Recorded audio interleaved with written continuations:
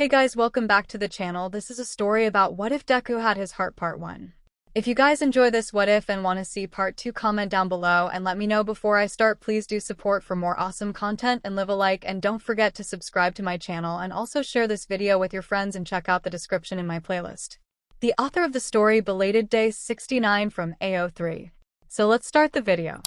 My older brother will be there, but Ierozu is only mildly annoyed as she relays her plans to Ishido and Uraraka. Class just ended for the day, and Katsuki calls upon every ounce of patience he has as he waits for his classmates to disperse. Ierozu continues, unaware of their presence blocking the exit. He promised to stay upstairs, so we shouldn't have to worry about him or anything. Perfect. Ishido grins hard, unable to contain her excitement. It'll be a great time no matter what, I'm sure of it. It's so cool of your parents to let you have a party at all. Remember, it's a small get-together, Ochakotsuyu says, not a lick of humor in her tone. Ierozu nods. Right. Still haven't figured out how we will acquire. She pops her head up to check if Aizawa's eavesdropping, wrapped in his sleeping bag at the front of the room. He doesn't move a muscle. She ducks back down. Don't worry about that. Kaminari walks up behind them, arms draping across Ishido's and Uraraka's backs. We've got it handled. He nods to Kirishima, who gives them finger guns as he joins them. You can count on us. Better not be on school grounds, Aizawa warns, not bothering to lift his head. You can trust us, Aizawa-sensei. Izuku declares in the general direction of Aizawa's sleeping bag, wearing the same bright smile as always. Ugh. Katsuki grits his teeth as he pushes past the group and into the hallway, followed close behind by his two best friends. Hey, Bakubro. Wait up. He slows to a halt, only having to wait a couple of seconds before they catch up to him and match his pace. You're coming to Momo's Friday, yeah? Kirishima asks as they continue down the corridor. Katsuki gives a non-committal shrug. Come on. Kaminari punches him in the arm. We're gonna get Haruka to buy for us. And Momo's place is probably huge. Oh, can confirm. It's super fancy. Before Katsuki can protest any further, Kirishima adds, it's our last year. It'll be the last New Year's party we'll have as a class. They pause at the end of the hallway as Katsuki considers their reasoning. He definitely didn't plan on going, unable to see the point in hanging around the same 20 people he spent the majority of the last few years with. Besides, they've already experienced so many lasts, as Kirishima was always quick to point them out so they could savor them as a class. Their last year at UA has been nothing if not grueling. The teachers have been working their class extra hard as they prepare to graduate to become heroes in the real world, as if they haven't had their provisional licenses since their first year. Katsuki was just going to go down to the ravine west of town and smash some old cement to let off steam. But, fine. Hell yeah. Kirishima punches his fist, celebrating their success. See you there. Katsuki scoffs, turning on his heel as he strides off in the other direction. When Friday finally rolls around, Katsuki considers thinking of a last-minute excuse as to why he can't go to the party, but decides against it. It's already 10 o'clock, so he won't have to stay for too long. He puts on his favorite pair of track pants and a jacket and catches the late bus to the other side of town. As he arrives at Ierozu's house, he can already hear the commotion from inside, the sound traveling down the small hill to the end of the drive. It's not often he makes it over to the rich people side of town. When he reaches the front door, he brings his fist up to knock 5 times. There's no answer. He tries the handle. It's locked. Fuck it. Katsuki spots the nearest window on the ground floor, thankfully, and opens it enough so that he can climb through. Once he's inside, he spots a group of his classmates huddled in the kitchen. Yo, none of you nerds could answer the door? Jairu shrugs a shoulder at him. Sorry, didn't hear you. Katsuki. Kirishima leaps from behind the basement door, an arm around him in seconds. I knew it was you. I'm so glad you came. Sup, Hedgehog, you good? So good. He bares his teeth in something like a smile. It's so good to see you. All right. Katsuki steps back, peeling Kirishima off him. I'm gonna need a drink if you're gonna be like this. Of course. Kirishima leads him past the extras to the fridge, where Katsuki grabs 2 cans, slipping one into the pocket of his sweatpants. The other he cracks and sips from generously. Is everyone as far gone as you? Oh no. Kirishima laughs, that dumb smile still on his face. Come on. He leads Katsuki down to the basement to see the majority of their class hanging out. It's very classically furnished. Everything mahogany and leather and expensive looking. Can lights softly line the walls, illuminating a dozen signed hero posters and ornately framed artwork that probably cost a ton even though it looks like shit, at least in Katsuki's opinion. Yaro's family is bougie, alright. Look who finally made it. Kaminari shouts from his place sprawled out on the floor, inciting greetings from the slightly intoxicated group. Katsuki grunts, holding up his can of beer to them before helping himself to the only chair left. Kirishima quickly finds Ishido and flops down on the couch next to her. Katsuki glances at the television mounted on the wall, some action movie that everyone's ignoring for a card game. To his left is Ida, who, much to his surprise, is drinking as well. Didn't think you were the type. Katsuki points to the beer in Ida's hand. Ida looks confused for a moment, tilting his head to the side. When it dawns on him, he laughs uncomfortably. Yeah, I lost a bet. Yep. Sitting on the ground in front of them, Mina leans her head back to give a pointed look to Ida, which may have landed if she wasn't upside down. He's gotta finish it too. Yes. His nose scrunches up as he takes a sip. Katsuki's eyes slowly bounce around the room until he spots Izuku. He's in the corner talking with Shinso, enthusiasm radiating off of him in waves, seemingly infecting the entire group, as it always seems to. How he's so at ease in social situations, Katsuki will never know. Izuku's eyes flit in Katsuki's direction, and when he sees him, he almost bounces out of his seat. Kaken. He waves and Katsuki finds himself raising a hand to wave back. Izuku mouths a bunch of words he can't understand, and Katsuki scrunches his nose at him in return. Stupid Deku.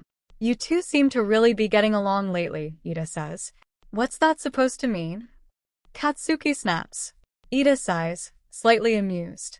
All it means is that, as your class representative, I'm very proud of how you've grown over the years.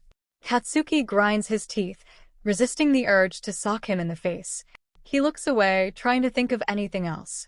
He finishes the last of his beer and cracks open the second. He then turns to Ida, who looks at him, eyes wide with confusion. Katsuki says thanks before quickly heading back upstairs. He takes refuge in the kitchen that's since emptied, leaning back against the counter, beer in hand. Spotting the elaborate light switch panel on the wall, he flicks through the different settings. One, only the left side of the kitchen, another the right. The next one is just the overhead fluorescence, another the soft, warm glow of the can lights. The last setting casts a comforting shadow on most of the room. Ida was right, of course. He has made a lot of progress in the past couple of years. He's been able to keep the top spot in the class more often than not, despite the fierce competition. He's also worked on his anger issues because he understands he needs to be. He rolls his eyes. Nicer to be a good hero. But Ida was referring to something more specific. To Deku. It's been a long time since Katsuki has reflected on his relationship with Izuku. After he started working with All Might to help him master One for All, the two of them found a grind that worked, and before he knew it, they'd become more than just training partners or rivals. Friends. Katsuki groans. He tilts his head back, finishing the beer before grabbing another. Now where's Shitty Hair? He wants to punch something. When Katsuki gets back down to the basement, they're in the middle of playing some kind of drinking game. He sits on the arm of the couch and tries not to make eye contact with anyone, as not to give anyone the idea that he has any interest in whatever's happening. I have one. Who is most likely to bag a hot babe? Mineta slurps. Giggles and groans erupt over the room, but, much to Mineta's dismay, everyone points to Todoroki, who blushes as he takes a small sip. Ishido offers the next one. Oh, most likely to get arrested for something stupid. Katsuki's classmates have mixed reactions for this one, many pointing to Kaminari, some to Zero. What ensues is meaningless debate. It's exhausting, really, and Katsuki can't bring himself to care. The nice thing is that they don't force him into anything anymore. His tolerance for their bullshit has increased, but he's well aware of his still all too short fuse. He takes a deep breath. Who's most likely to sell out? Zero asks. Uriarka points to herself and starts drinking, eliciting shocked laughter from the group. She thinks of the next one. Okay. Most likely to save someone from a burning building? It's no surprise to Katsuki when most everyone points to Izuku, who points to Katsuki. 𝗵𝘃𝗧𝗏. Ashido asks him, incredulous. Izuku blushes as he catches Katsuki's glare, realizing he's the only one who pointed to him. He laughs, shrugging as he takes a drink. Katsuki can feel the heat rise in his face. What's that supposed to mean, raccoon eyes? She just giggles, and Katsuki suddenly becomes very preoccupied with the pull tab of his beer can, most likely to never get married. He does his best to tune them out for the rest of the game, finishing his beer as he does. It ends eventually, and when he looks up next, he realizes Kaminari and Kirishima have migrated over to him again. What's so great about him anyway? Kaminari asks, looking past them at the group of girls talking with Todoroki, one of whom being Kaminari's girlfriend, Juru. Katsuki rolls his eyes. He couldn't be less interested in this conversation.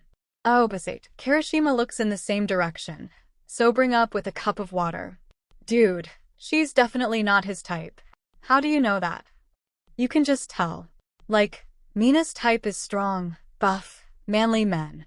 He gestures to himself with a flourish. And Juru obviously doesn't go for the classically handsome guys. Fuck off. He punches Kirishima in the arm, who cackles. Wait, so, what's Katsuki's type? Katsuki squints at them. When has he ever been interested in dating? I don't know if he has one. It'd have to be someone who could deal with his bullshit. Yeah. Someone who could keep up with him. Kirishima puts on a big show of pondering as he scratches his chin. What are you morons going on about? Katsuki grumbles. Kaminari taps his nose and points behind him. Katsuki whirls around to see Izuku, who's now joined the Todoroki fan club, rambling on and on about God knows what. Katsuki turns back to glower at the two idiots. What? Todoroki might just sweep him off his feet. Katsuki foolishly takes the bait, internally admonishing himself as he turns to look again, only to see they've dispersed. Kaminari snickers. Oh, you're dead. He grabs fistfuls of both of their shirts and slams them against the wall. But before he can do any real damage, Yairozu's voice rings out over the madness. 𝗵𝘃𝗧𝗏. Outside. Katsuki takes the cue to leave, holding up his hands defensively as he steps back, swaying slightly as he does. He's only had alcohol a handful of times. Once at his aunt's wedding when he was 15, and his cousin let him drink from a naggin of some nasty whiskey. Once when Ashido stole a couple of bottles of wine from her mom and snuck them into the dorm after exams last year. And once when they drank beer and played video games for Kaminari's 18th birthday. He's still not sure if he likes drinking all that much. Tonight is different though, but he can't figure out exactly why. He grasps the railing as he walks up the stairs, swearing under his breath when his outreached hand misses the door handle. When he gets to the kitchen, he sees a wisp of green hair out the window, undoubtedly belonging to the boy they were teasing him about. Katsuki takes a breath and swings open the back door to the garden. The frigid air hits his lungs hard, unfortunately doing little to sober him up. Izuku doesn't turn around at first, and Katsuki has to clear his throat. When Izuku sees him, he instantly smiles. Oh, it's you. I just needed a break. Hands firmly in his jacket pockets, Katsuki walks over to Izuku and takes a deep breath, a cloud of condensation leaving his lips. I'm technically in a timeout. Izuku glances to the house and then back at Katsuki. What did you do this time? Katsuki groans. Wait, let me guess. Izuku hums. Shinso kept trying to talk to you and you ignored them, so they started messing with you until you flew off the handle and, he smirks. Did you burn something? Maybe. Katsuki looks to the clear night sky. It does sound like him. And Shinso is fucking annoying. It's better than anything he could come up with. You fucking stalker. Izuku laughs. We've known each other for a long time. I like to think I know you. He doesn't meet Katsuki's eyes. Instead, he focuses on the bare branches of the cherry tree. Only a few months now until they're in bloom. Jury's still out. You think. Name one thing about me, quick. Katsuki doesn't know where his words are coming from. Maybe it's related to how the edges of his vision have begun to blur, his eyelids feeling heavy. Izuku shies away, the tips of his ears burning. After a moment, he takes a quick breath, and his words start to tumble out. For the most recent upgrade to your suit, you requested a special snack holding area, and not because you need to eat for your quirk, but because you get extra cranky when you haven't eaten. Cranky. Katsuki throws his head back to laugh, then looks Izuku dead in the eyes, serious again in an instant. If you ever tell another living soul, I will have your ass for breakfast. You're going to eat my ass for breakfast? Izuku's lips twitch into a smile. Katsuki fumes, his face redder than a plum. You better watch yourself, you little twerp. Just because we're friends doesn't mean I can't beat you to a pulp. We're friends. Izuku beams. Just as he's about to tear Izuku a new one, Katsuki turns away instead, finishing his beer. Don't get a big head about it. Izuku laughs, the sound bright and joyful, plucking at Katsuki's brain. I'm really glad you came, Kaken. Katsuki grunts. I guess it isn't the worst party I've been to. Are you thinking of Ida's last summer? When he couldn't figure out how to use the grill so he asked me to cook the steaks and then got mad when I burnt them? Yeah. I just remember your face when he was laying into you. Izuku giggles. Definitely one of his more infuriating behaviors. You were furious. He frowns. That's what I get for trying to help. Whatever. When Izuku's finished laughing, he looks at Katsuki. I know you try really hard. His gaze lingers on him a moment too long. Not that Katsuki isn't used to his interminable stare by now. Feeling heat rise to his face, Katsuki clears his throat, stumbling back. In an instant, Izuku's hands are his elbows, stabilizing him, his voice coated with concern. Whoa, hey, you okay? Katsuki shrugs him off, steadying himself. TCH. Better than you. This earns him a chuckle at least. Let's get you some water, how about? Izuku gently ushers him back inside. Get off me, nerd. Katsuki protests, despite the fact that Izuku isn't technically touching him. Inside, Katsuki leans against the edge of the island, watching Izuku as he searches the cabinets for a glass, then moves to the sink to turn on the tap. He holds the glass underneath the water flow, filling it up halfway before turning around to hand it to Katsuki. He dips his head down to take a sip, staring down Izuku all the while. There's a moment, it's unclear if Katsuki imagines it, when Izuku's eyes go wide, color coming to his cheeks, a momentary flicker of something Katsuki can't name, broken by a laugh. You're always so intense when you drink. I suppose I shouldn't be surprised. He looks away, scratching behind his head. Katsuki narrows his eyes at him. What's that supposed to mean? I didn't know, Izuku takes a breath, his brows scrunched together in anxiety. There have been plenty of these moments when it feels off between them, and Katsuki can never pinpoint why. It feels like Izuku is holding back, like there's something he wants to say, but he never ever does. What's your problem? Katsuki sets down his glass with a little more force than he intends. Nothing. Izuku chews on his bottom lip, looking anxious as all hell. In seconds, Katsuki closes the distance between them, his arms trapping him on either side as he grips the edge of the sink. The blood immediately drains from Izuku's face as he looks up at Katsuki. Tell me, Katsuki snarls. Izuku's face twists. Katsuki stares down at him, the rage inside him about to boil over. He jumps when the countdown to midnight starts from the other room, their classmates chanting together. 10, 9, 8. Katsuki looks back at Izuku again, his chest tightening inexplicably. Izuku studies him, his face a mixture of confusion and fear. 7, 6. He swallows, his brows softening, looking back and forth between Katsuki's eyes. What is he looking for? What is he? Katsuki takes a shaky breath, suddenly acutely aware of how close they are, how heavy his legs are against Izuku's, how warm he is next to him. 5, 4, 3. Izuku's lips part ever so slightly, and Katsuki can't help but glance down at them. He's frozen, his stomach churning. He can feel Izuku's harsh exhale cool on his neck. Izuku blinks up at him and takes another shallow breath. 2. Happy New Year. They hear the bells ring and their classmates whooping and cheering as they celebrate, all the while unable to take their eyes off each other.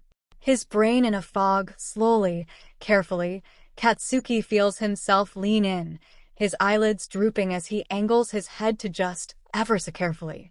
Kaken. Katsuki pauses, looking down at Izuku, whose eyes have fluttered closed. The second drags on, and then in an instant, he's slipped away. Izuku is careful not to break into a sprint as he propels himself down the hallway. How did he sleep through his alarms? Did no one think to check on him? It isn't, of course, anyone's responsibility but his own whether he gets up on time or not. But come on. He hadn't even had time to brush his teeth before throwing on some pants and running out the door. He skirts around the corner, finally seeing the sign for Class 3A. As he approaches, he forces his legs to slow down before going in. Heartbeat in his throat, he swings open the door. Hi. Sorry I'm late. Yes, take a seat. Aizawa only glances at him before continuing to address the class. I was just going over a few important announcements for this semester. Izuku scurries over to his desk. Though initially he decides he won't look at Katsuki, too fearful of a sneer or a snide remark, in the end, he can't help himself, raising his gaze to see him looking out the window, rather pointedly in Izuku's opinion. He takes his seat behind Katsuki and unzips his backpack, taking out his notebook and pens and setting them on his desk. It's all he can do to keep his eyes open right now. A week of sitting at home alone with his thoughts has done little good for Izuku. He spent a good amount of his time going over everything that happened Friday in excruciating detail. He even texted Katsuki a few times but never received a reply. It proved to be too big of a challenge to try to put it out of his mind completely. Luckily, his mother had given him a list of chores to do, and he was thankful, if only for the distraction. He ended up getting really into it, working his way through the entire apartment, deep cleaning every nook and cranny, the oven too, until it was spotless and shining. He was proud of himself. Even if he wasn't able to see his mom as much anymore, which she never failed to chide him about, he was thankful to have shown her in this way how much he cares before going back to school. On the bus back to UA's campus, Izuku had felt confident about the upcoming week. He had a productive break and was ready to get back into action. That is, until he spotted Katsuki walking up to the double doors of their dorm, a canvas bag of laundry slung over his shoulder, freezing Izuku in his tracks. What was Izuku so nervous about, exactly? He didn't know. But that didn't seem to matter because his thoughts had kept him up far too late that night, circling around again and again before finally letting him sleep. Izuku blinks, trying his best to be present for today's lecture. He wills himself to open his notebook and hold his pen steadily to paper as he starts to copy down the words Aizawa says, something to do with training tomorrow. He promises himself he'll untangle it all later. He just has to get through the day. Are you listening to me?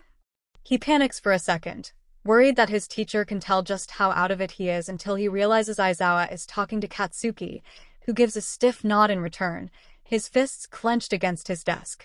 As I said, those who haven't solidified what they're doing after graduation are encouraged to meet with a faculty member as soon as possible. Meaning, if for whatever reason you have the urge to talk to me, I am available. Who hasn't chosen an agency? 𝗧𝗏 asks, a dubious look on his face. Katsuki looks back to glare at him, his eyes flitting to Izuku before he turns to the front again. Izuku frowns at the back of his head. Has he not yet chosen an agency? That probably makes him the last in their class to do so. By now, everyone has had many experiences working with different agencies. Many had accepted offers by the time they'd finished their second year. That's what Izuku had done. He'd helped 𝗧𝗏𝗏 and Bubble Girl rebuild Nightai's agency, and before he could ask to join them himself, they'd offered him a spot on their team, which he graciously accepted.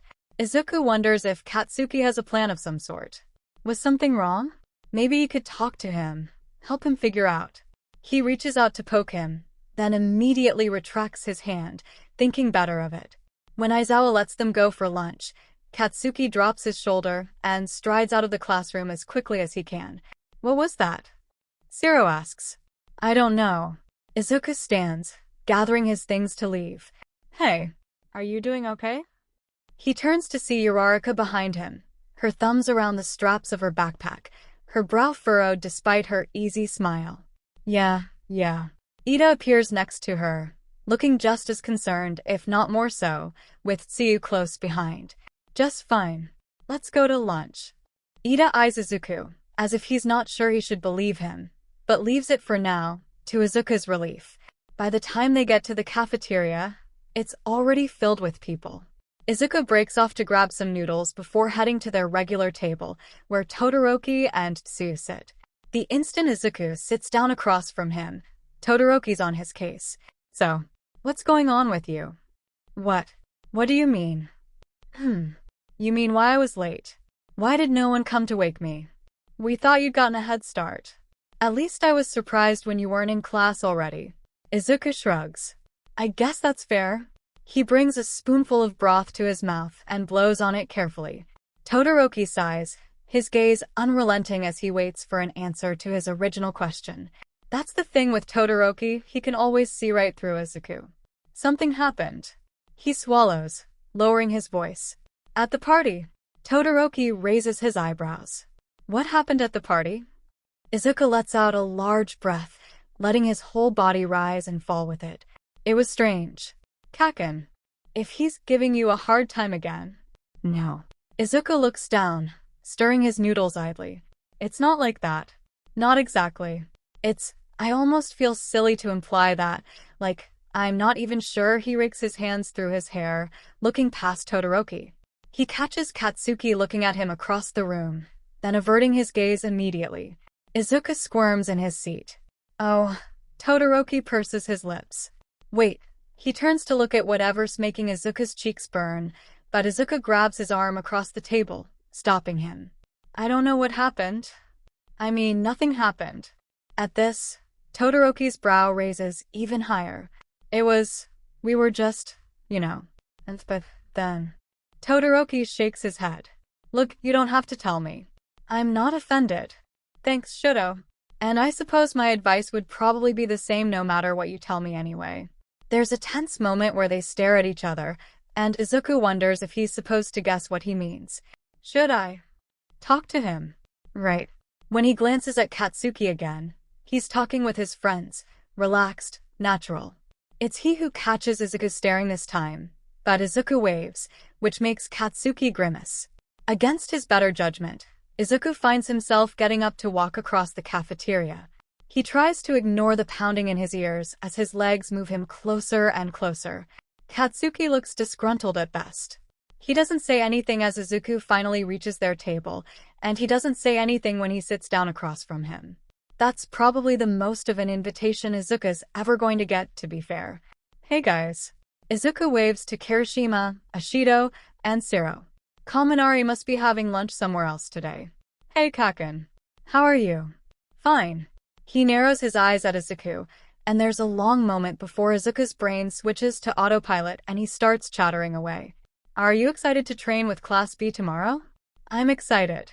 I hope I get paired up with Shinso. I really like their style of using the binding scarf, and I'm hoping I can try out some new techniques Aizawa-sensei taught me for Black Whip, so maybe they can give me pointers. There was one in particular that I was having a hard time with. Izuku goes on, describing the tiny intricacies of the movements he's working on, considering base points and angles and velocity and everything in between. Lately, he's been watching old videos of Eraserhead, the few times he's been substantially caught on camera, and there's a lot Izuku hadn't considered in regards to balance and force that their teacher seems to exemplify. Sooner or later, Izuku starts to get self-conscious, unable to tell just how long he's been rambling on for now. He checks Katsuki's face for the inevitable display of anger, but he's just listening. Maybe with the same grimace. But he's not interrupting, just listening. Feeling more uncomfortable by the second, Izuku trails off, ending the interaction with an apology and a rushed excuse to leave. He goes back to his seat, his movements robotic as he sits down to finish the rest of his food. How'd it go? What? Oh yeah. He looks over again, surprised at his disappointment to see the table now empty. When did Katsuki become so unreadable? And why did it make him so anxious? Todoroki doesn't push it this time, and after lunch, they walk in silence to the training grounds next to the gym. Aizawa says they're doing general strength training today, which looks different for everyone. Izuku starts with drills up and down the steps, but when it starts to rain, he moves inside to the weight room, all the while unable to get Katsuki off his mind. He thought for sure Katsuki was going to work with 𝗵𝗃𝗏, as it only makes sense for Katsuki to join the other flame heroes. He also thought Katsuki would join Best Jeanist's agency, as they'd clearly created a bond during his initial internship with him. It would maybe make sense for him to join Hawks because his agency still has so much room to grow, and Izuku knows he wants to stand out. He even remembers Katsuki bragging about how he could go basically anywhere he wanted because he's in such high demand. They've already met with All Might multiple times since starting their 3rd year, and Katsuki has yet to bring it up. It seems like a pretty big thing to leave out. Maybe that makes sense. Maybe he's embarrassed. How has Izuku missed this? He doesn't rule anything out, going over the details again as he tries to put together the few puzzle pieces in his possession. Maybe what happened at the party is connected somehow. It would explain Katsuki's strange behavior, at least in a way. I'll ask him the next time I see him. Cool. Todoroki nods, looking up from his place on the bench press. Oh, I forgot you were here. Todoroki's usually stoic expression cracks into a smile, and he laughs, which makes Izuku laugh, too. Izuku decides that whatever happens, it'll be okay. It's just Kaken. Strangely enough, he doesn't see Katsuki after class or later at the dorms. He wonders if Katsuki's avoiding him but wills himself not to jump to conclusions just yet. It's almost 2 in the morning when Izuku rolls over to check the clock. He groans. Determined not to have another restless night, he dons some sweatpants and sneakers and decides to go for a late-night run. When he steps outside, he takes a moment to breathe in the cool night air, still sweet from the rain. It's a particularly warm night for the middle of January, the wind refreshing against his cheeks, and as he takes off down the trail into the nearby trees. He's thankful for such a clear night, the light of the moon illuminating his path as he follows along the river. Soon, the comforting familiarity of the dull burn in his muscles returns, grounding him in his body. He's always liked running, especially at night. It's meditative, peaceful, reliable. Something that will always be there for him during times of stress. It's so quiet that he's nearly startled half to death when he hears a familiar voice behind him. Deku. He whirls around to see Katsuki emerge from behind the trees, only parts of his face hit by the light that reaches them. He wears a pair of gray sweatpants and an old black crewneck sweatshirt that fits him well. He looks exhausted, his movements sluggish as he slows down a few feet from Izuku. Kaken, what are you doing out here? Would you keep it down? You're gonna wake everyone. No one's out here. See? I can yell as loud as I want, Mora. Before he can think twice, Izuku's hand flies to cover Katsuki's mouth. His eyes go wide before narrowing in on Izuku. Please be quiet. He feels Katsuki bite down on the fleshy part of his palm. Ouch. Kaken. Moran. He turns his head to spit. You didn't answer my question. His eyes are piercing, especially when the moonlight hits them. What are you doing here? Couldn't sleep. You. Katsuki shakes his head, then breaks eye contact. Same. Izuku shuffles his foot against the dirt. How was your break? Was being home okay? Katsuki's mouth twitches. Izuku gets the urge to reach out and touch the soft crinkles around his eyes. He doesn't. Yeah, it's better these days. I'm really glad to hear it. Katsuki doesn't say anything to this. Izuku wonders if it was a good idea for him to bring up his home life right now. But who else would ask him? Maybe it isn't the best time to talk about the other night either, but the silence drags on between them, and Izuku can't help but break it. I'm sorry about what happened Friday. Oh yeah. The moon casts a shadow across Katsuki's face as he takes a step back. Don't worry about it. What? I don't even really remember what happened, so... I didn't realize you were that drunk. Well, I guess you don't know me as well as you think.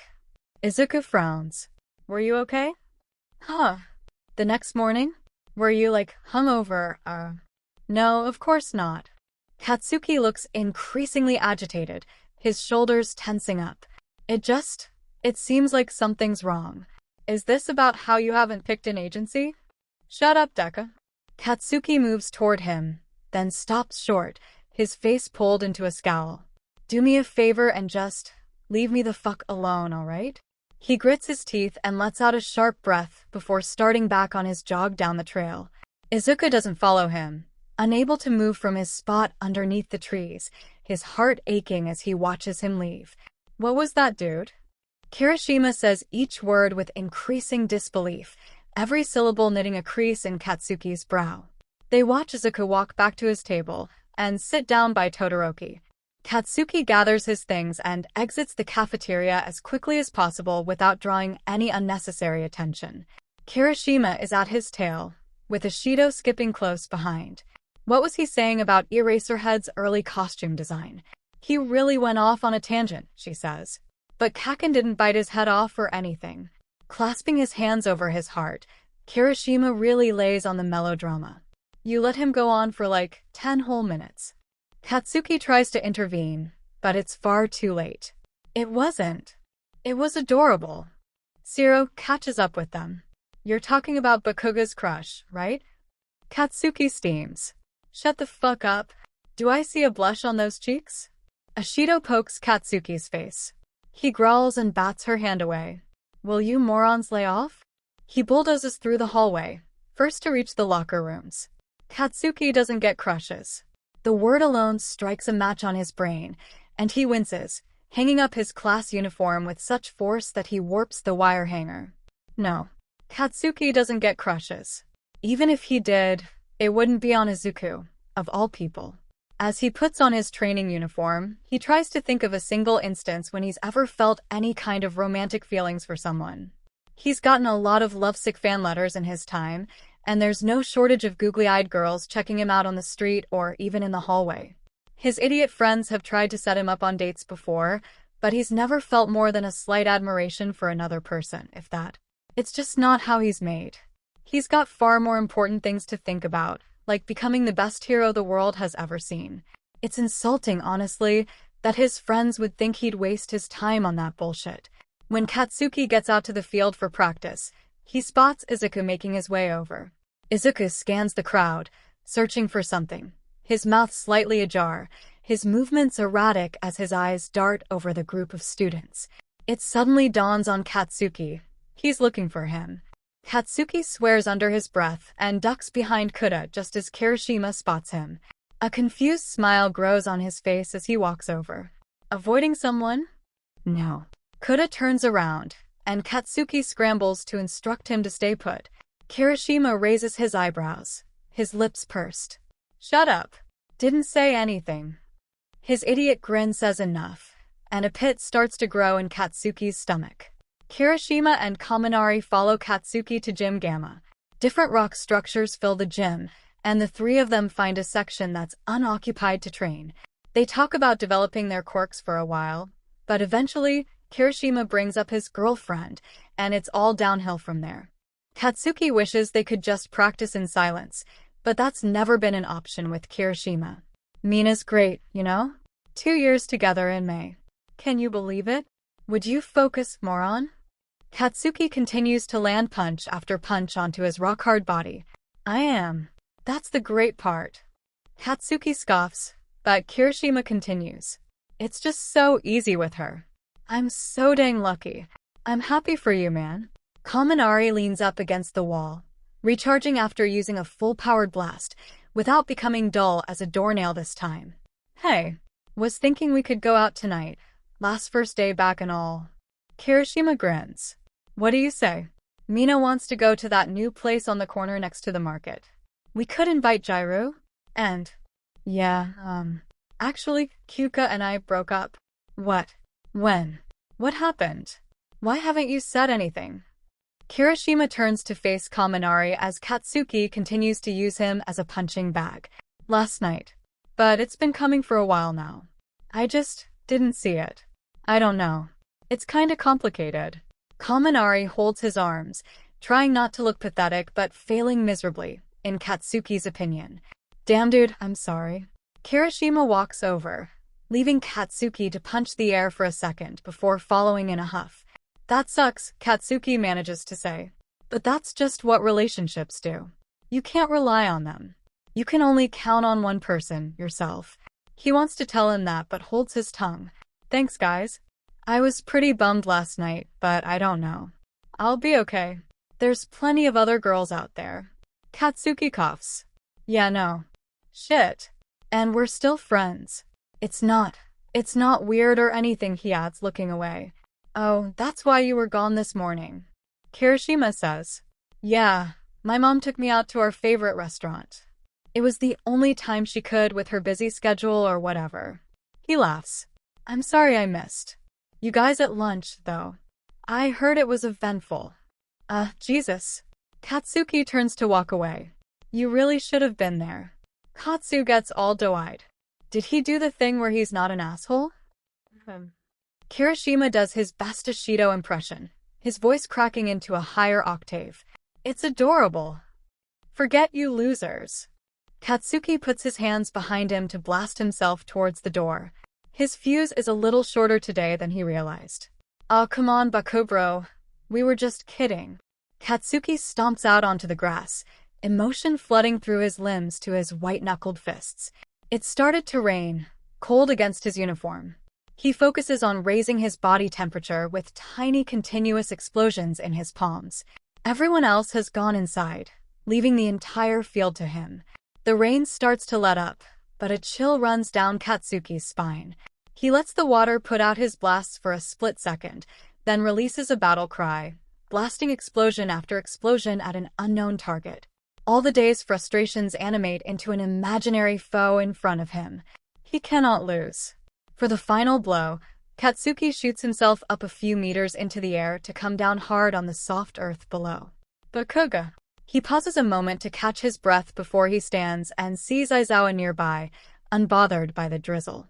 He didn't even notice him. "Can I speak with you for a moment?" He doesn't wait for a response. "How are you doing?" "Fine. How are you?" Katsuki resists rolling his eyes. "Fine." Aizawa takes a breath before continuing. "Have you given any thought to what we talked about?" Katsuki shivers, much to his chagrin, but declines to respond. "Maruko would still like to meet with you." "Right." He'd mentioned before break that Maruko was willing to see if Katsuki could be a good fit for her agency. It's not a bad idea by any means. Katsuki has always admired her for her intensity and strength. "Call her up. Is that what you want?" "Who cares? If you didn't care, you would have decided by now." Aizawa scrutinizes him. "It's not a life sentence, but you need some type of affiliation if you want to work with the authorities after you leave here. You won't be a UA student anymore." "I'll start my own agency." "Then do so." His face softens, and he catches Katsuki's eyes. "Whatever you choose will be fine. You just have to be honest about what you want." He pauses. "What is this about, really?" "It's unlike you." TCH, Katsuki turns away. Truthfully, he's not sure how to answer that question. He admires plenty of heroes, and he's certain working with any of them would be fine. But something stops him, and he can't put a finger on it. Before turning to go inside, Aizawa says, "Is there someone you can talk to about this then?"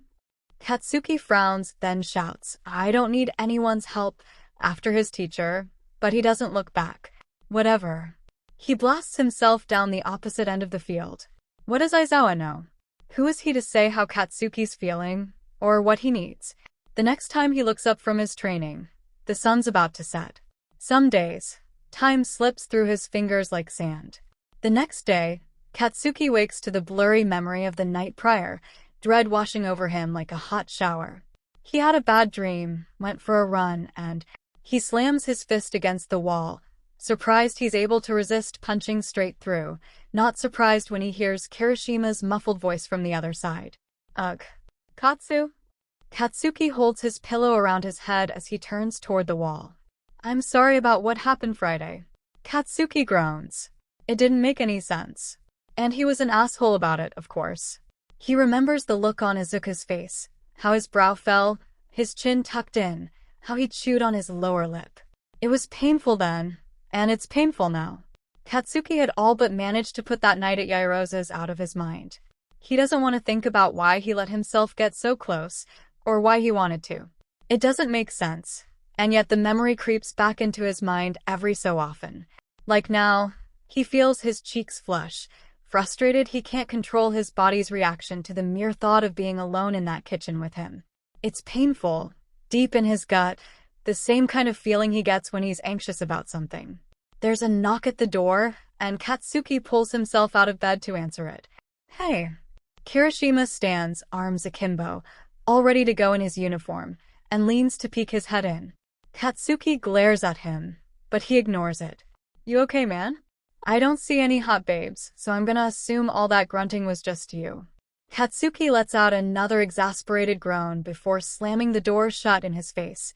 "Okay, I'll wait for you downstairs then." He takes a deep breath before getting dressed in his uniform white shirt and blazer. He looks in the mirror, squinting at himself for only a second before heading downstairs. "Were you okay? It seems like something's wrong. What's with everyone lately?" "Katsuki's just fine, damn it, and the next person to imply otherwise is gonna get socked in the face."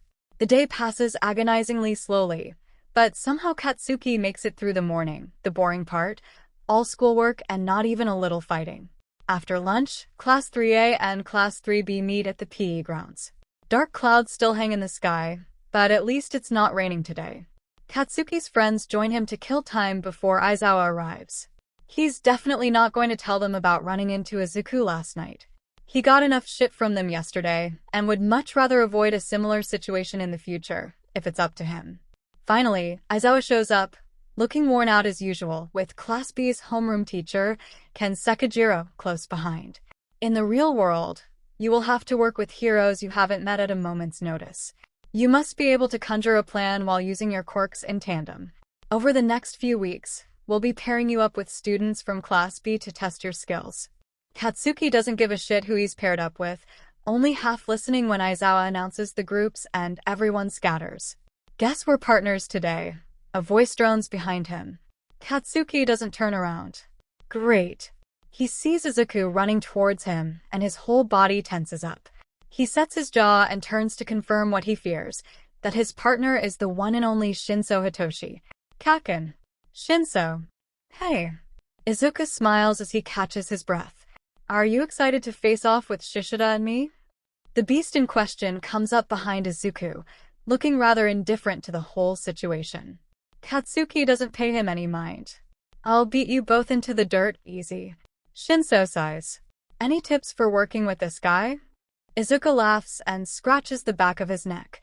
"If you figure it out, would you let me know?" By the time Katsuki thinks of something witty to say in reply, Izuku's already walked away with Shishida. "You're gonna waste all your time coming up with some stupid strategy, and you're still gonna lose, damn nerd." A reasonable distance away now, Izuku turns and waves, perhaps not having heard him fully over all the chatter, or maybe just to piss him off. Shinso clicks their teeth. "Good one." "Shut up." Katsuki storms off toward the bleachers to wait for his turn. The first match starts, but he tries to focus on how to take down Izuku and the Shishida. The game is simple. There are 2 flags, each placed on either end of the field, guarded by each team of 2. Whichever team can retrieve the other team's flag first wins. He and Izuku have fought more than a handful of times by now, and Katsuki usually has won, besides maybe once or twice, but he can't recall, so he's not very worried. Even with all the power Izuku's inherited from One for All, he's still predictable in his moves, at least to Katsuki. If anything, Shishido might have some tricks up his sleeve he hasn't seen. "So, do we have a plan?" Shinso walks up to him. "We are going second if you didn't know." Katsuki doesn't respond. "Look, I'm not going to brainwash you." "Sure. And of course I know we're next, dipshit." Shinso lets out a long breath. "Whatever. Tell me the plan." "Well, obviously we can use off-brand X-Man size against him." "And for Midoriya?" Katsuki looks over to see him talking and laughing with Shishida. "He's planning something, that's for sure." "I have a plan. Just follow my lead." "Yeah, okay." They shake their head and walk away. It doesn't matter what Shinso thinks, because Katsuki knows what he's doing. The first match is Yaoyorozu and Kendo versus Tokoyami and Komori. It's pretty boring at first as they trade basic attacks and deflections. Then Yaoyorozu creates these massive reflective balls that Kendo bounces with a flick of her giant hand, a distraction as well as an attempt at hindering Dark Shadow, which unfortunately doesn't work. Tokoyami uses Dark Shadow to carry Komori across the field. She drops spores all along the way that turn into mushrooms. Yaoyorozu produces gas masks in a second as the mushrooms grow toward them. Almost everything is covered in splotches of fungi, even the flags. "Come on, Yamamoe." Gyro shouts. "You can do this." 𝐎𝐬𝐬𝐽𝐻𝑒𝐫𝐻 produced a human-sized slingshot that's pointing towards the other end. They position themselves at the end of it, and, hanging on behind Kendu's oversized hand, they fling themselves across, mushrooms flying everywhere. Kendu then uses her hand to grasp at the mushroom-laden ground until she finds the flag. Everyone cheers and the horn sounds, signaling the end of the match. 𝐎𝐬𝐬𝐻𝑒𝐫 and Kendu win. Very well done, both teams. Aizawa takes notes on his clipboard. That's stupid, Katsuki says. Is this really a good test of their strength? Seems like it's more about thinking outside the box, Todoroki replies from a few yards away. Once the mushrooms have been dealt with, Katsuki, Izuku, and their partners take their places on opposite sides of the field. Good luck, Kaken. Izuku yells across. Katsuki just rolls his eyes. The taste of adrenaline laps at the back of his throat, and he takes 3 deep breaths. He's ready for this. As soon as the horns blare, Katsuki flies across the field, teeth gritted as he readies an attack on Shishida, who's almost triple the size he was just moments ago. The beast barrels toward him, a deep snarl coming from the depths of his belly as his feet dig up grass and dirt with each step. At the last second, Katsuki fakes him out, pivoting into the air and clipping him in the back of the head before turning his focus to Izuku, who shows up right on schedule. Izuku's fist rushes past Katsuki's face as he ducks just in time, rolling underneath. Is that all you got? He regains his footing in time to see Shinso throwing their scarf at Shishida, blinding him and tipping him off balance, but it disappears in seconds as smokescreen fills the field with a heavy fog. Katsuki doesn't have time to roll his eyes as Izuku lands a punch directly to his jaw. He recovers quickly enough, ready to give a punch or two of his own. But now Izuku is nowhere in sight, but he hears Shinso shout his name. Katsuki crouches down, then blasts fire from his hands to shoot himself into the air. He spots a flash of green lightning a ways away. Deku, he shouts as he makes a path for himself as he bounds through the smoke. Before he can get there, a large hand wraps around his ankle and throws him onto the ground. Shishida swipes at him, throwing him even further back. Katsuki can feel the reverberations through the earth as Shishida gallops toward him. He reorients himself as the smoke starts to dissipate. Shishida snarls as he gets closer, but before he can put his paws on him, Katsuki creates a huge explosion, effectively stunning him. Then he hits him square in the back to knock the wind out of him. He blasts one final explosion and Shishida falls on his back with a big thump, though he's unlikely to stay down for long. On the other end of the field, Shinso seems to be holding their own against Izuku, but that won't last. Katsuki shoots himself down the field once again, creating distance between him and his team's flag. Just as it looks like Shinso can't dodge Izuku's black whip any longer, Katsuki fires an armor-piercing shot at Izuku from a good distance away. It won't stop him, but it'll distract him. Shinso throws out their binding scarf to Katsuki, and he grabs it as they run toward Izuku. How do we use this thing? Why didn't you ask before the match? I'm asking now. Izuku meets them head-on with a smile on his face. Damn nerd. Katsuki jumps into the air again, flinging the scarf into his path to make him duck. Katsuki sends a blast of fire his way at that second, making him lose his balance. Katsuki sends another explosion Izuku's way, knocking him to the ground.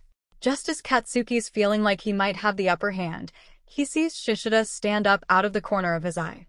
Damn it. I have a plan. You deal with Midoriya. Shinso calls out. Don't tell me what to do. Katsuki shouts back, but he's on the same wavelength, sprinting toward Izuku as he gets up. Fire pops in his palms as he swipes at his head. Izuku ducks, landing a punch on his side and another on his jaw. Katsuki grabs his arm and flips him onto the ground, but he's up in seconds. They've done this many times, yes, but somehow it always manages to feel different, even new. Katsuki easily gets caught up in it as they expertly trade hits, and the rest of the world falls away. Izuku blocks his next attack, taking the opportunity to throw Black Whip around him. Katsuki responds with a series of explosions to get himself free, then attacks Izuku with one to the face. He floats into the air to dodge him, flipping around to land a kick on Katsuki's chest. He loses his footing, but instead of falling, he uses the momentum to knee Izuku in the gut and throw them both to the ground. Izuku skids face down across the grass. Katsuki gets to his feet, if a little slowly, to prepare another attack.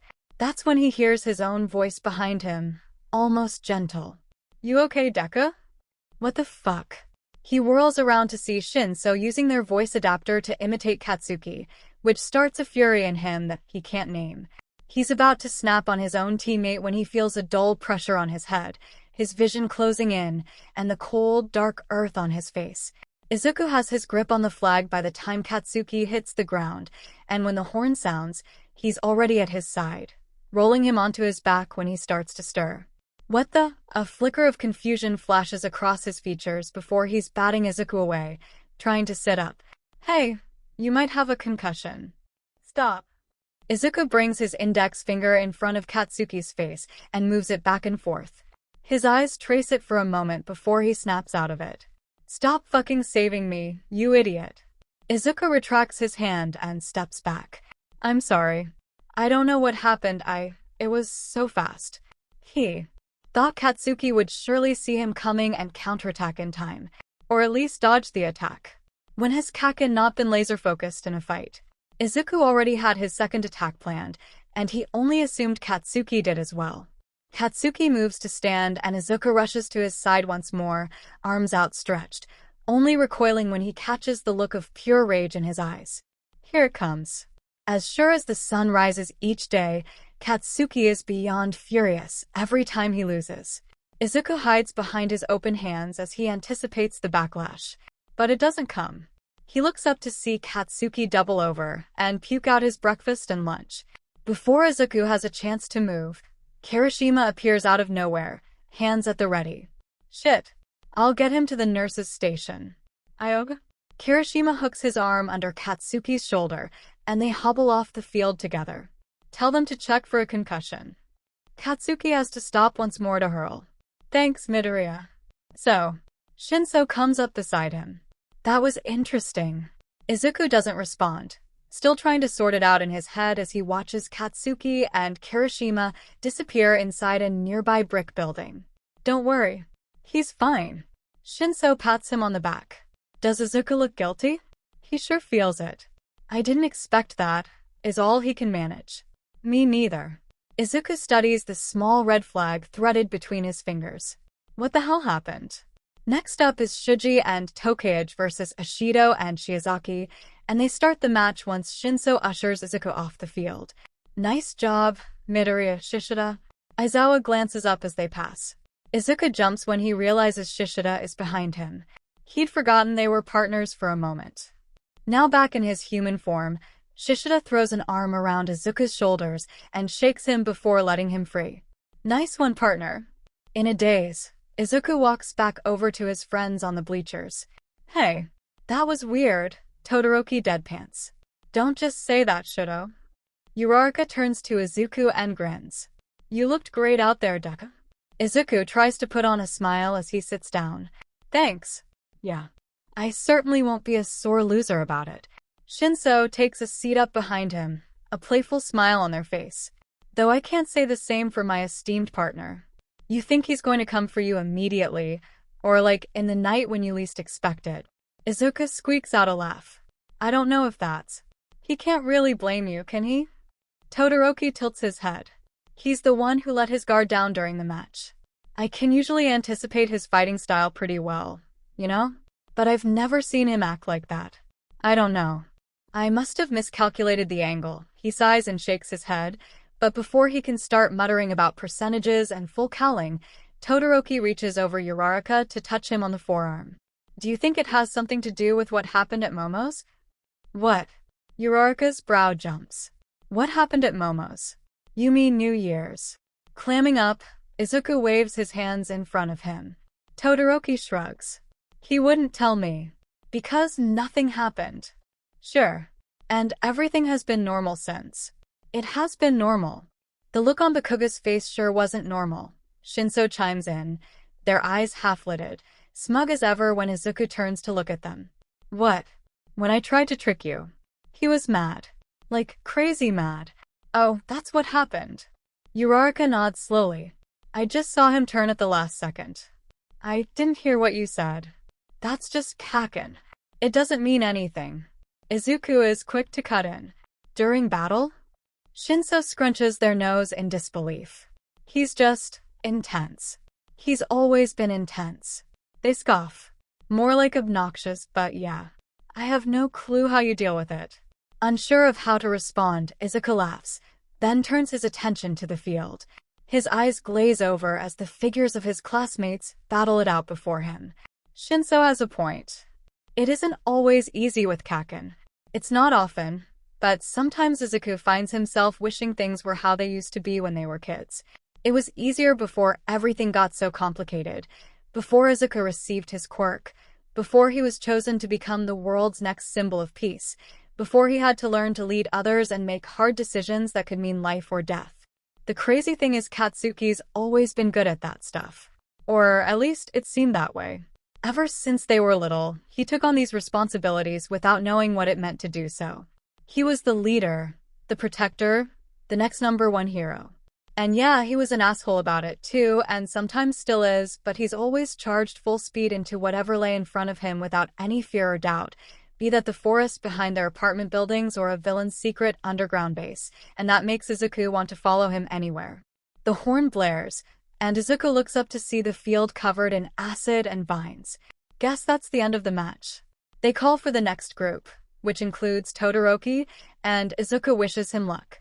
Soon, Izuku spots Kirishima exiting the building he entered 15 minutes prior, and he's on his feet, waving Kirishima over. Hey, Kirishima. Oh hey. Kirishima walks over and sits down next to him. Squinting out at the field, he asks Izuku, "Did I miss Mina? Who's next?" He looks left and right. "Shuto and Aoyama, I think." Cool. Cool. They sit in silence for a moment as the match starts.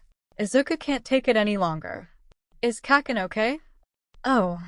Kirishima sits up. "I totally forgot." "Yeah, he's fine." "Oh, okay."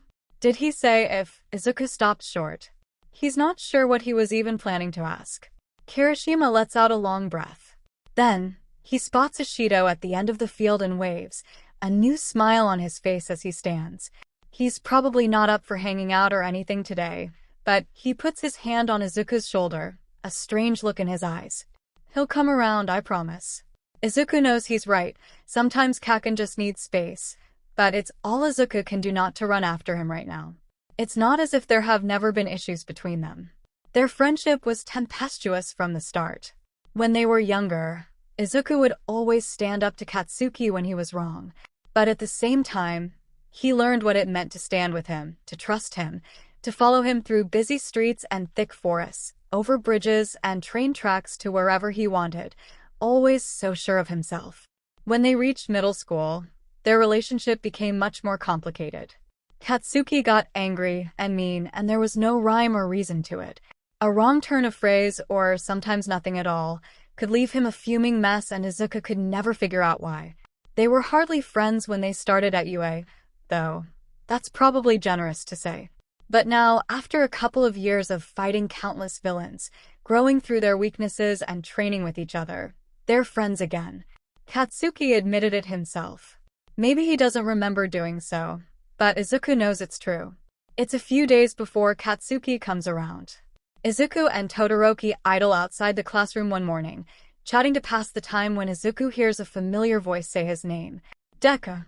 He looks down the hall to see Katsuki steadily make his way to him, and when their eyes lock, Izuku has to swallow a lump in his throat. Maybe this is it? Is this the moment where Katsuki finally lets loose all his anger? They haven't fought each other in some time. Perhaps they're due for it. Izuku's chest tightens as he approaches. He braces himself, his arms low at his sides, only for Katsuki to come to a halt just in front of him, his brow furrowed as his eyes flick from Izuku's shoes to his chest to the top of his head before meeting his gaze. "Aizawa wants to meet with us in his office after class." "Okay?" Izuku tries to sound confident, but it comes out as more of a question.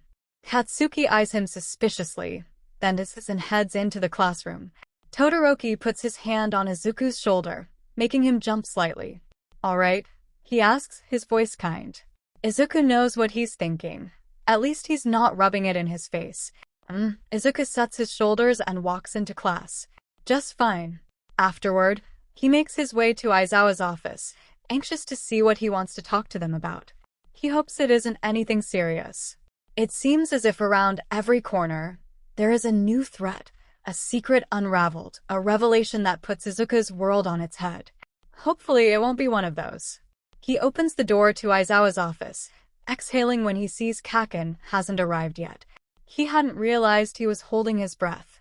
Midoriya, thank you for coming. Bakugo should be here soon. Aizawa gestures to the chairs in front of his desk, and Izuku sits. He looks even worse than usual. His eye bag's heavy, the low light of the office doing him no favors. He recently ran into a villain he said you're familiar with. Wait, what? Who? At that moment, the door flies open, and Katsuki saunters in, hands in his pockets, that look of perpetual annoyance on his face. He sits, bumping elbows with Izuku. They whisper a small exchange. Sorry. Watch it. Aizawa frowns at them, then continues. We were just talking about the criminal. Two of them. The Grandmaster and Aizawa shuffles through the papers on his desk, trying to find the one with helpful information. The Grandmaster and the dragon. Katsuki scoffs and shakes his head, and his leg bounces erratically for a moment. More like a sun-dried lizard. Aizawa blinks, then nods. Yep. Okazaki Akio, or the Grandmaster, as he likes to call himself these days, has recently come out of the woodwork. Oh, I remember him.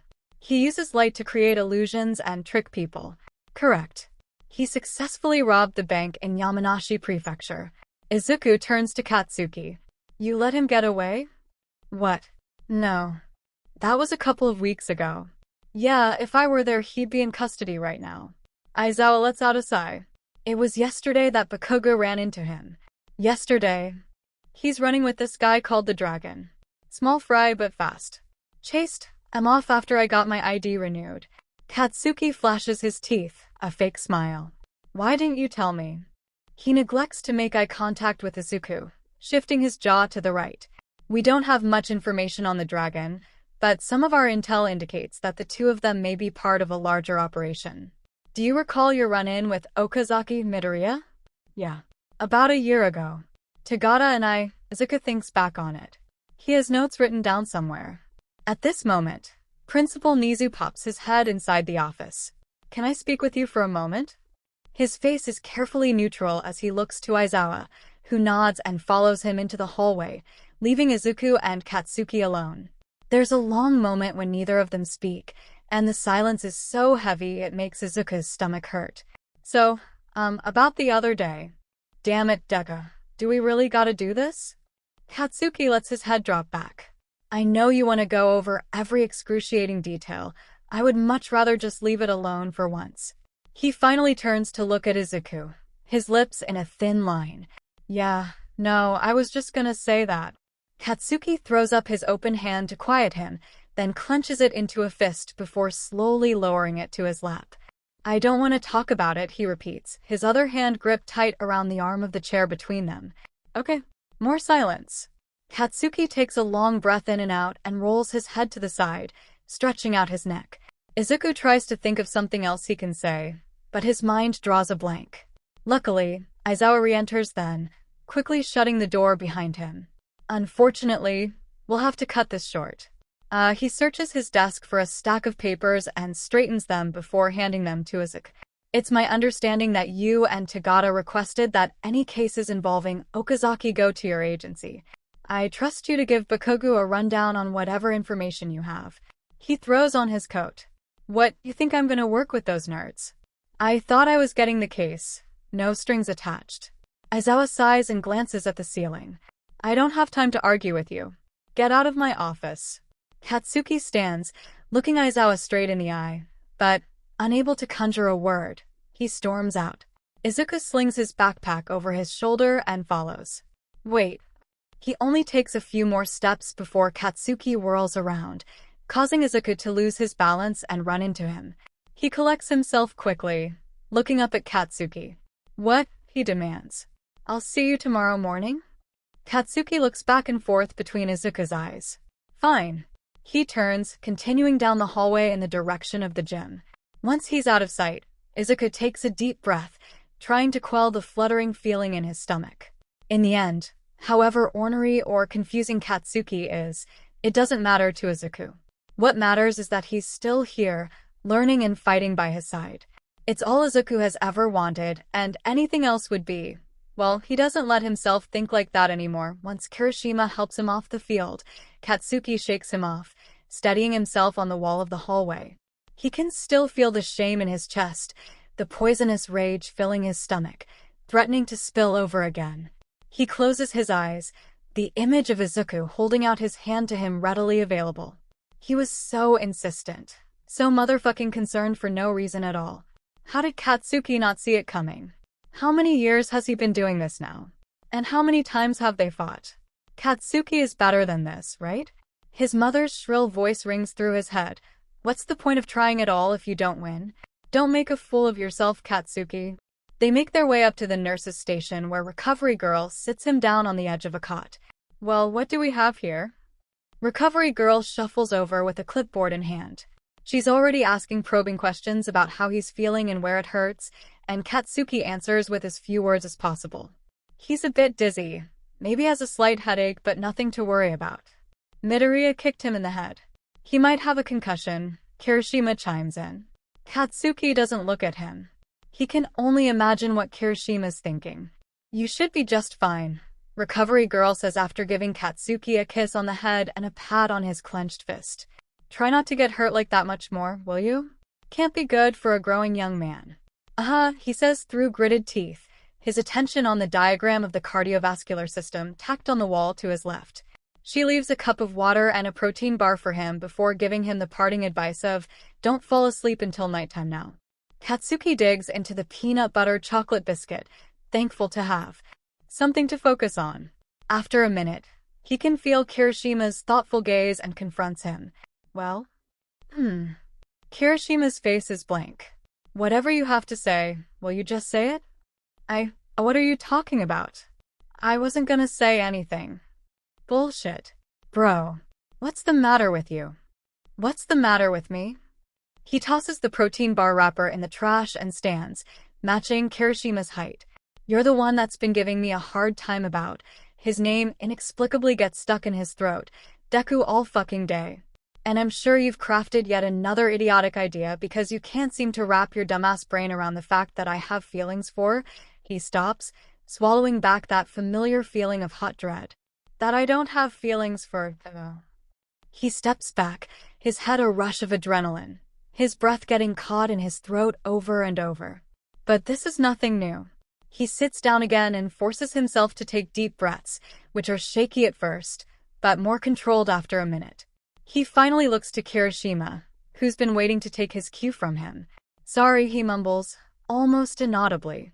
Kirishima takes a breath, nodding slightly. Come on, let's get back. Actually, he leans back, taking another deep breath. Had enough of this for today. I'll see you later. Kirishima leaves, and Katsuki's left with himself, the cup of water, and a thought in the back of his mind that he can't possibly push away for much longer, but he'll be damned if he doesn't try. It was nothing, a fluke, an unexpected random occurrence at best. Katsuki's at the top of the class, and nothing can change that. Not even the bearer of one for all. But, Christ, was it humiliating. He just has to avoid Izuku at all costs, and hopefully that will prevent any more of these circumstances. It won't be easy, though, as he seems to be everywhere, around every corner, always answering questions in class. Somehow in every room Katsuki needs to enter moments before he does, as if magically teleported there specifically to get in his way. It doesn't help that every time he sees him, he feels that familiar pit in his stomach that only seems to grow in his absence, and the rogue thought gnaws at the edges of his mind. The next day is mostly uneventful. Practice is boring. Katsuki gets coupled up with some extra from Class B. They face off against Hagakure and Tsunatori, and he wins easily. Not with any help from the side character, mind you, but because that's just what Katsuki does. After school lets out, he has to go downtown to renew his hero license. It's a beautiful winter day. He tilts his head back to the bright white sky, breathing in the refreshing breeze as he walks down the street. It's then that he sees Okazaki Akio. The last he knew, Okazaki had gone into hiding, scared off along with the rest of his lackeys a while back. He spots him talking emphatically to some pedestrians outside of a drugstore, waving his arms about and gesturing to an old lady passing by, enticing her to come closer. Katsuki squints. For such a young guy, he's had a good amount of experience participating in low-level crimes with different criminal organizations under various pseudonyms, and he looks like he's been in the business for much longer. But that same black cap and trench coat, it's unmistakable. Katsuki crosses the street, dodging between traffic. Okazaki, what are you doing here? He whirls around and clasps his hands together, and the small crowd he'd accumulated disperses. It's the Grandmaster now, didn't you hear? Ugh. Of course he has some dumb new name. I'll ask you again. Wait, I recognize you. You go to Ua, don't you? He walks around Katsuki, looking him up and down, but he doesn't get far before Katsuki throws his fist out to block his path. What are you doing here, Okazaki? You know that one kid, Deku, right? He's still around. Katsuki doesn't respond. This guy is really starting to get on his nerves. He has a real, fascinating quirk, doesn't he? Okazaki's lip curls into an unsettling smile, and a chill goes down Katsuki's spine. He speaks before he thinks. Stay away from him. So he is around? Maybe I should pay him a visit. Katsuki growls, but when he tries to grab the guy, his hand slices through his image, smearing the colors together as it fades away. Okazaki reappears to his right. Just how many quirks does he have now? He asks, rubbing his chin in a show of curiosity. Suddenly, a gecko-looking man with orange, scaly skin slithers up beside him. Ready to go, boss? Yeah, Dragon Boy. Let's get out of here. It's the dragon. Before Katsuki can get closer, they disappear in a puff of smoke. What, you think I'm gonna work with those nerds? I thought I was getting the case. No strings attached. Katsuki did everything right. He didn't cause an altercation, but instead reported the run-in to Aizawa. And how is he repaid? He wanted to handle it himself. But that wasn't an option, apparently. I don't have time to argue with you. Get out of my office. Katsuki tries to hold his own against Aizawa's determinately tired gaze, but there's nothing he can say, so he leaves. Wait. Izuku follows behind him, down the hallway and around the corner, and Katsuki's sure he won't leave him alone until he says what he needs to say, so he wills himself to turn around. A sudden wall for Izuku to run into, and he's hit with the strawberry scent of his shampoo. What? He demands, trying to muscle past the queasiness in his stomach. I'll see you tomorrow morning? Izuku looks up at him with his big puppy dog eyes, his lip almost pouted. Katsuki has got to get out of here. Fine. He goes through the evening on autopilot, only half there when he and his friends wait train until dinner, silently going through the motions while keeping any and all thoughts at bay. They stop trying to get his attention, getting the hint after he softly responds with whatever for the 5th time. After a quick dinner, Katsuki decides to go straight to bed, as is his practice. But when he goes to brush his teeth, he's out of toothpaste, and he has to go next door to ask if Kirishima has any. Nope, must have left it with Mina. Katsuki scoffs and turns on his heel to head downstairs. He peeks his head inside the washrooms to see Izuku brushing his teeth, his mouth all foamy in the corners. He's wearing an old pair of sweatpants and his favorite hoodie. Katsuki recognizes it because he sees him wear it way too often. Izuku spots him in the mirror, and his face lights up. Katsuki almost has to remind himself to breathe. Hi. Izuku turns to greet him, beaming from ear to ear despite the toothbrush lodged in his mouth. He leans over to spit. What's up? It takes a second for Katsuki to remember why he's here. Toothpaste. Izuku nods, grabbing the tube off of the counter with his other hand and waving it at him. It's my lucky day, Katsuki croaks out as he walks over. Luckily, Izuku doesn't seem to hear him over the rush of the tap water. Katsuki runs his toothbrush under the water and then, to his own horror, he holds it out to Izuku. There's a flash of confusion on Izuku's face before Katsuki snaps his hand back and grabs the tube himself, squeezing out a nice big glob onto his toothbrush, then ignoring Izuku's outstretched hand and setting it on the counter. Izuku giggles, sticking his toothbrush in his mouth again. Katsuki can't look at him, but in the mirror is his beet red face, mocking him, so he focuses on the ceiling. Hey, Izuku talks with a full mouth again, but Katsuki can understand what he's saying. You looked cool out there today. Fuck yeah, I did. He spits. You were watching me? Course. The simple word makes Katsuki's heart constrict, and he has to stop the corners of his mouth from spreading into a grin. When Izuku finishes brushing his teeth, he spends a moment looking at himself in the mirror. He practices his smile.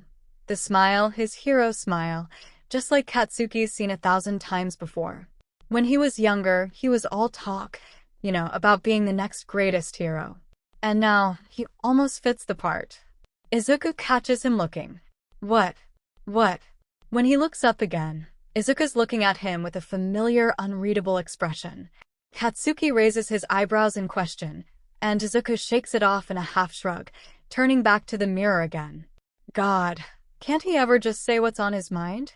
The whole thing makes Katsuki itch between the shoulder blades. The moment's gone in an instant as Izuku whips out his All Might impression, contorting his face into a huge, goofy grin.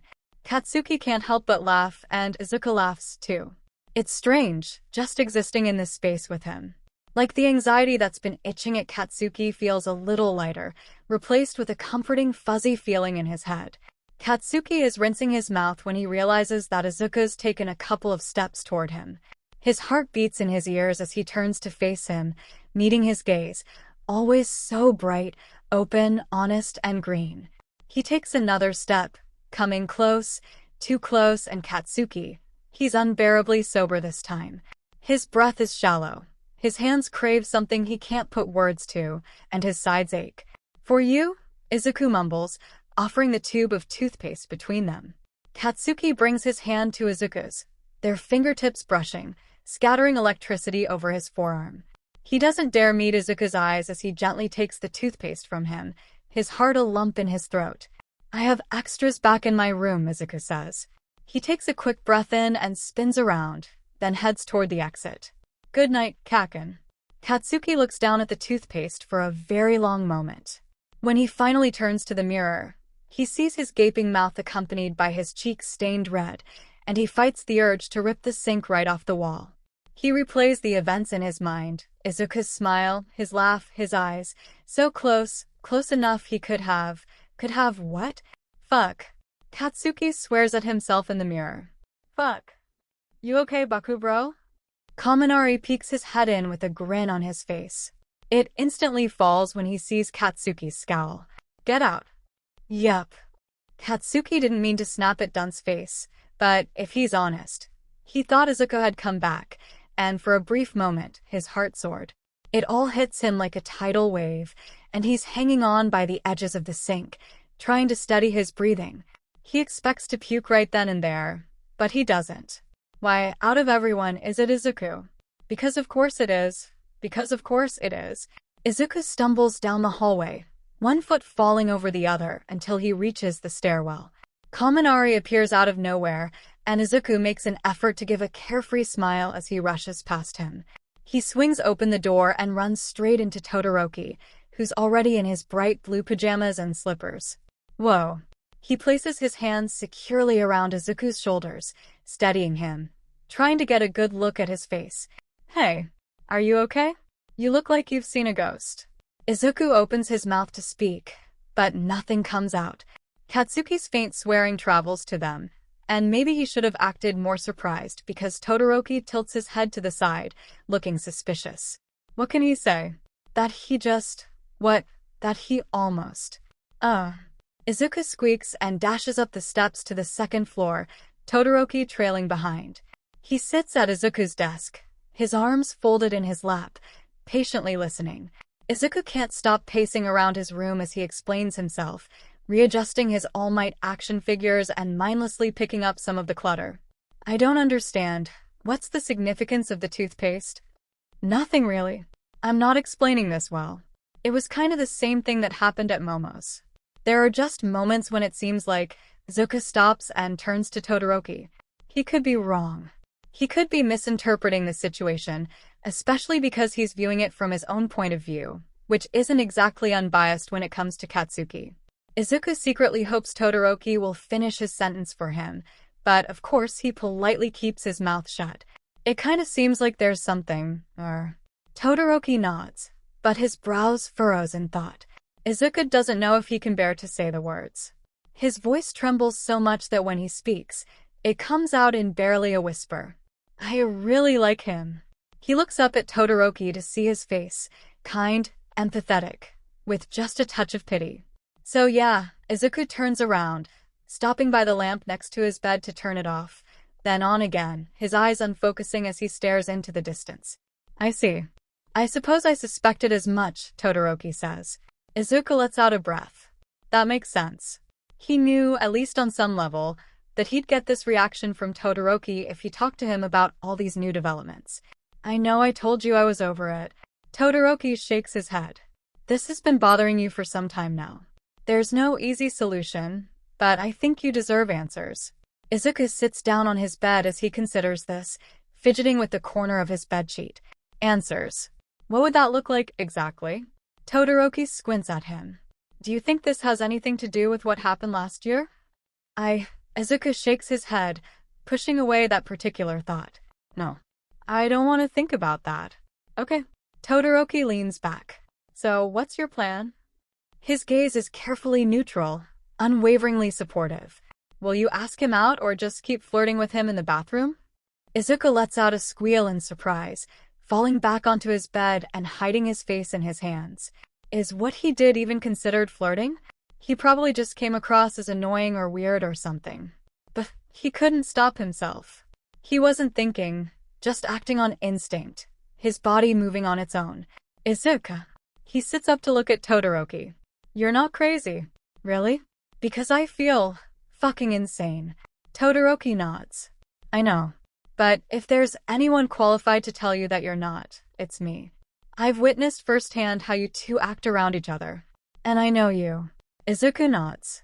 But still not as well as he does. Is that true? There's a knock at the door. Yes?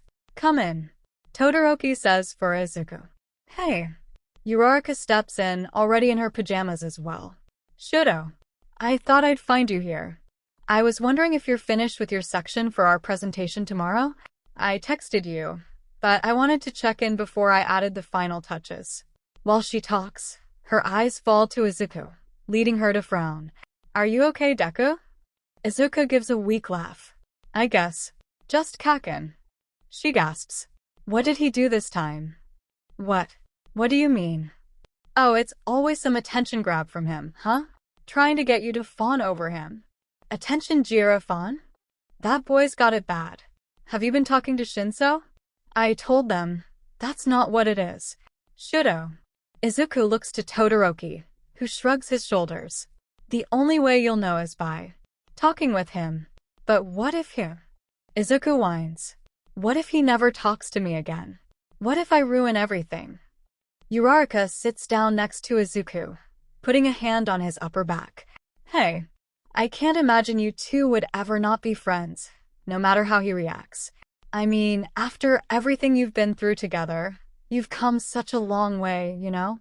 She's got a point. And maybe she's right. But for however much they've grown, Izuku can imagine not being friends with him. Hell, it was kind of their whole thing before they came to UA.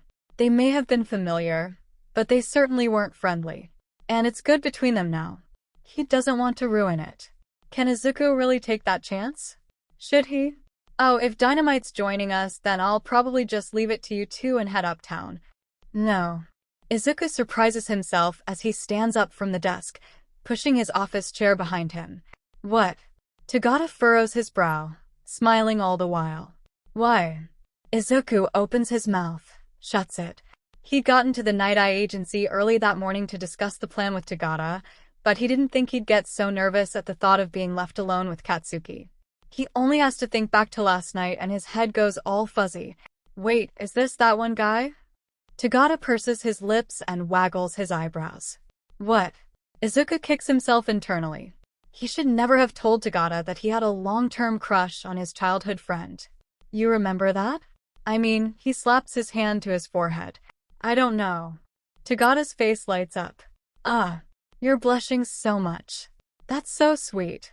Izuku turns around, his face in his hands as 𝗬𝗏 continues. absolutely oblivious to his discomfort.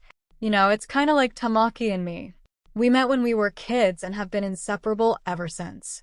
Well, of course the relationship side of things took some time to work out, but it was worth it.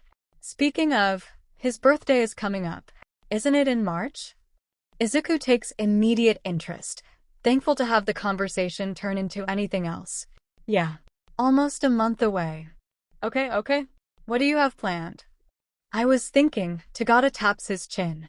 A surprise birthday party at his favorite sushi restaurant with his 20 closest friends. Does 𝗵𝗲𝗄𝐺 like surprise parties? What? Sure. Who doesn't? Izuku nods, though he's not sure if he agrees. 𝗧𝗏 seems awfully confident, though, which is enough for Izuku. Well, if you need me to help out in any way, I'm in. Excellent. Actually, I'm going to need you to do one very important thing for me. 𝗧𝗏 puts his hands on Izuku's shoulders, staring him down. Anything. Be sure to bring your boyfriend. He grins. Well, what? He's not my boyfriend. Sure he's not. 𝗧𝗏 puts his hands on his hips. But don't worry about a thing. I've got your back. He winks. His words do comfort Izuku a bit, though he could have done without the wink. Okay, but he's not my boyfriend. Katsuki picks the perfect time to enter. He's wearing his winter uniform, or at least a basic version of it with the black long-sleeve shirt and gloves, though he left behind his gauntlets. Izuku's legs feel wobbly like they might drop out from underneath him, and he has to lean against the desk next to him for support. Akin. How are you? Deku. He comes to stand right next to him. Closer now, Izuku can see his face a little better. How it's tired with sleep, his eyes not fully open, his cheeks stiff. His complexion is a little pale too. Did you sleep okay? Katsuki takes a step back, his eyebrows gathering at Izuku. That's when he spots 𝗧𝗏. Oh. Hey. He turns to him, holding his hand out. Lemillion, right? Call me Bakugu or Dynamite or whatever. Yeah. It's nice to meet you finally. I've heard a lot about you from Deku. 𝗧𝗏 shakes his hand with a big smile. Izuku can feel his face burn, but he stops himself from physically cringing. Katsuki just gives him a strange look before he responds. Interesting. Like what? Actually, 𝗧𝗏 was just leaving. That's true. I'll check in with you later. Oh, I almost forgot. 𝗧𝗏 reaches into his bag and pulls out a slightly crumpled envelope covered in colorful stickers. From Eri. Thank you so much. Izuku takes it, bouncing on the balls of his feet a little. He admires her neat penmanship. It's improved so much. Of course. Anyway, nice to meet you again. 𝗧𝗏 grabs his bag and leaves. What's that, nerd? Katsuki leans in to get a closer look. Izuku gulps. You know that girl with the rewind quirk? She just likes to write letters sometimes. Oh cool, I don't care. Well, okay, but you asked. Right, yeah. You're right. Izuku looks up to see his scowl. It's pretty unusual for him to admit when Izuku is right. You okay? Just fine. Okay. Izuku shuts his mouth then, but Katsuki keeps his gaze. They look at each other for a moment before Izuku can't take it anymore and whirls around. He folds up the letter and puts it in his pocket, then turns his attention to a box of files, rifling through it as he speaks. So, I'm not 100% sure where the Okazaki files from last year are. He turns back to Katsuki. They are here somewhere. We're still trying to catch up on the, more administrative duties. It's hard for Izuku to admit it, but they're still recovering from Nitai's sudden passing 2.5 years ago. He's a little embarrassed for Katsuki to see the agency in the state it's in, especially since it's his first time visiting. He follows Izuku, stepping over a few boxes. Yeah, no shit, Katsuki says. Where do we start? They spend the morning going through hundreds of old case files and miscellaneous paperwork. It's not long before Katsuki comes up with a system to organize everything by date and type. This is really smart, Kaken. Are these the... Izuku reaches for a stack of papers, but Katsuki smacks his hand out of the way. Those are from 6 years ago. I don't know how they got mixed in with everything else. Do you have a label maker? I can check storage. Izuku weaves his way around the office to the room with the kitchenette. Hey, if I make tea, will you have some? Whatever. Izuku puts on the kettle and takes a teapot and a couple of cups out of the cabinet. It's nice being with Katsuki like this. Working together. It's easy when they have a common goal, something to work towards. And Izuku hasn't said or done anything humiliating yet either, which is a huge win in his book. He opens up the closet, trying to sort through the clutter of office supplies to see if there's a label maker. All they have are plain labels, but they're color-coded, so they'll have to do. He exits with the teapot in one hand and the cups stacked together in the other. It's ready. That's when he sees him, hunched over a stack of binders packed to the brim with documents, his mouth hanging open slightly, softly snoring. Katsuki seems so amicable when he sleeps, all of his sharp features instantly soft, placid. It reminds Izuku of when they were kids and would take naps together. Izuku would try to stay awake to watch as his face, which has always changed so drastically with every emotion, finally fell peaceful as he drifted off to sleep. Suddenly incredibly embarrassed at the memory, Izuku softly clears his throat as he sets the teapot on the desk. Katsuki wakes, his voice a little gravelly with sleep. Damn, must have passed out. Izuku pours the tea and hands Katsuki a cup, before he sits down. And Katsuki takes a sip, and Izuku can't look away, watching as steam rises through his eyelashes, his chest falling as he takes a breath. What are you looking at? He tries to glare at Izuku through his sleepiness, but it's more adorable than anything. Nothing. Liar. Whatever. It's getting late. Do you want to head back to UA for lunch? Sure. They take the bus back, which is already crowded when they get on and only becomes more cramped as it makes its way through the city. Izuku has to stand quite close to Katsuki, and one glance up at him tells Izuku exactly how unhappy he is about the situation. The bus lurches and throws Izuku into him, and he quickly repositions himself upright, but not fast enough apparently, because he sees Katsuki's jaw clench, clearly pissed, and he refuses to meet Izuku's apologetic gaze. There's a part of Izuku that he can't control, a part that relishes the feeling of being so close to him, feeling the heat that he radiates and being enveloped by the familiar smell of smoky warm sugar. He wonders if Katsuki knows how good he smells. He's never told him anyway, because it would probably come off as creepy, so he probably doesn't know because no one else would tell him either. It's almost like a secret that Izuku gets to keep just for himself. There's also the part of him that feels ashamed though. Katsuki is his friend first and foremost, and he never wants to make him feel uncomfortable. Sure, he teases him and compliments him, and Katsuki acts like he hates it, but that's entirely different. He looks up again, willing Katsuki's eyes to meet his. His shoulders are tensed up, his nostrils flared. Izuku feels like he might be sick. I'm sorry. Fuck, are you apologizing for, Deku? Izuku shakes his head. Even when Katsuki looks away again, Izuku watches him, catching a slight color rise to his cheeks. Maybe he's just as nervous as Izuku is. Or maybe he just imagined So what if Katsuki has a stupid crush on stupid Deku? It's not a big deal. It's not like it changes anything. See, Katsuki has much more important things to think about.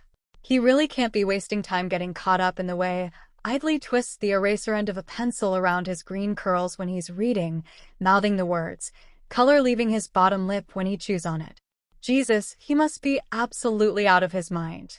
Katsuki understands now. The weird feeling he had stubbornly categorized as anxiety is something entirely different. It originates elsewhere, somewhere far more concrete than the general fears he once had, that he has since mastered, of course. It's the feeling he gets when Izuku looks at him, his gaze reliably heavy, always carrying more than what's on the surface. Izuku has so many emotions, and it's exhausting. Like now, as they're squished together on the crowded bus back to campus. He's certainly not making this easy on Katsuki, absolutely unrelenting in his quest to catch Katsuki's eyes. When they finally get to UA, Katsuki gets off the bus, eager to put space between them, if just to catch his breath properly for the first time in half an hour. It's a beautiful day. The winter sun, though low overhead, shines brilliantly across the trees. The air is light. Katsuki takes a deep breath. He doesn't realize he waited for Izuku to catch up until he appears beside him, and they start walking toward the main building together. Glad to be out of there, Izuku says, panting. Sorry again if I... Damn it. Don't apologize for shit that isn't your fault. Yeah, okay. They reach the doors and enter the building, turning down the hallway toward the cafeteria. And he's looking at him again while they're walking. Katsuki can see his incessant stare out of the corner of his eye. Is he gearing up to say something? He hums, and Katsuki feels his stomach turn. Only a few more steps until they reach the cafeteria doors. Kaken, I was hoping we could talk for a moment, if you don't mind. I wanted to. But Katsuki has already thrown open the doors, swiftly making his way over to his friends. He hears Izuku say, "Okay, another time," but pretends he doesn't. "Hey, Baku bro." He sits down next to Zero. Kirishima and Ishido sit across from him. "How's Midoriya doing?" Katsuki scoffs. "I'm not his fucking keeper. Was just making conversation." Kirishima tilts his head, scrunching up his eyes. "We just saw you." Catching Katsuki's glare, he shuts up. "Okay, well here are my notes." He hands him his notebook. Katsuki flips through it, then gives it back. "This is unreadable." Pinky. Ishido, at the ready, throws her notebook at Katsuki's face. "Thanks," he hisses, grabbing it. Kaminari and Jiraiya come to their table holding lunch trays. Katsuki's glare lands on them. "What, so you two are back together?" Jiraiya frowns. "Katsuki." Kirishima scolds. "We're friends, man." "I told you we're cool," Kaminari says, setting down his tray. Katsuki rolls his eyes. He isn't going to pretend he understands anything about that. Whatever. They sit down, Kaminari next to Kirishima and Jiraiya next to Ishido. "So, how's working with Midoriya?" Kaminari asks. "Dude." Kirishima pats his upper arm, trying to stop him, but it's too late. Smoke rises from Katsuki's fists, lingering against the tabletop. Kaminari's got the dumbest look on his face, and Katsuki wants to tell him off. He really does. Tell them all to shut their damn traps and leave him the fuck alone. But he also wants to tell them how much 𝗧𝗪 pissed him off and how it's still bothering him. And about how much of a dumbass Izuku is. How he lost the files. And they spent the whole morning side by side, sorting through papers together. How frustrating it is trying to keep his head straight when he's around him. And how fucking maddening it is that, no matter how Katsuki looks at the whole situation, he keeps coming to the same conclusion. But he doesn't say any of that. Instead, he stands, following his stomach to wait in line for something to eat. It doesn't matter what. Training goes by quickly. Afterward, his friends plan to study together, but Katsuki declines and retires to his room to study alone. If asked, Katsuki is unlikely to speak on it, but the truth is that he doesn't mind his friends. In fact, he's developed a special sort of fondness for them that he didn't entirely expect. Of course, Katsuki's always had extras following him around, praising him, but he's not particularly bothered to invest time and effort into other people. But the Baku Squad, as they're affectionately named, though Katsuki would never utter this word out loud, is different. None of them are as talented or as smart as Katsuki, because who is? But each of them works hard, and they all work well together, and he can't help but feel a swell of pride when any of them get a win, which is, again, not a feeling he expected to have. Initially, he worried about romantic relationships messing up the dynamic of the group. Not that he would ever admit to being concerned about the dynamic of the group, but this is the first time he's ever felt invested in wanting things to stay the same. He voiced his complaints only once to Kirishima, at the end of their first year before he started dating Ishido. "You two are gonna be annoying as fuck, I just know it. And what if you break up? What then?"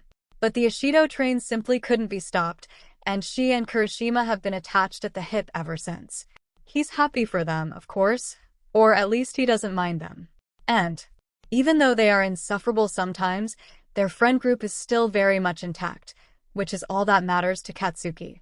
When Jiraiya and Kaminari started dating last summer, Katsuki wanted to be happy for them, too, but something felt off from the beginning. It wasn't his business, though, so he kept his mouth shut. If they had started dating their first year, Katsuki may have voiced his disapproval, not that it would have been very coherent. "This is stupid. You two are idiots." But a lot had happened since then, so when they showed up to Ida's barbecue holding hands, he simply shrugged. At the time, Izuku had given him a questioning look. "You're not gonna say anything?" "Not my business." He wore a cheeky little smile on his face like he knew something about Katsuki that he didn't know himself. "You've changed. I'm proud of you, Kaken." "What the fuck?" Shut the fuck up. He chased him around the trees and wrestled him to the ground, disturbing their classmates' picnic blankets.